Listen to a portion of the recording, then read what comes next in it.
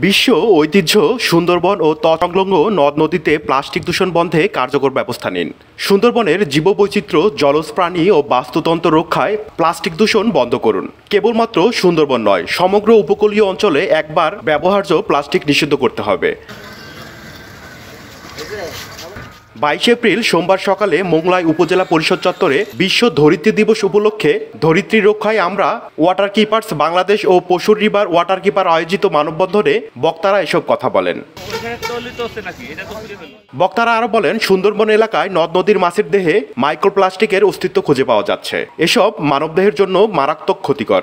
সেই নদ নদী এবং সুন্দরবনকে প্লাস্টিক দূষণ বন্ধ করার জন্য আহ্বান জানাই, প্রয়োজনীয় ব্যবস্থা গ্রহণ করার জন্য দাবি জানাই। কারণ এই প্লাস্টিক দূষণ মারাত্মক ক্ষতিকর। আমাদের এই সুন্দরবন সংলগ্ন নদ নদী, বসুন নদী, মোংলা নদী, রূপসা নদীতে 17 প্রজাতি মাছের মধ্যে মাইক্রোপ্লাস্টিকের কণা পাওয়া গেছে, যে মাছটা খেলে মানুষের ক্যান্সার হতে পারে। কাজেই এই প্লাস্টিকে সয়লাভ হয়ে গেছে সুন্দরবন এবং সারা দেশ।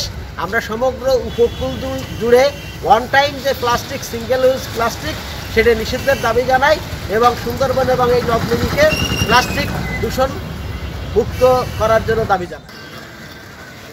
এই মানববন্ধন কর্মসূচির সভাপতিত্ব করেন পশুর রিভার ওয়াটার কিপার মোহাম্মদ নূর আলম শেখ। আনন্দ শোভাযাত্রা আছে, আমাদের এমপি মহোদয় আসতেছেন। রাশিদুল ইসলাম, ভোরের পাতা, নিউজ ডেস্ক।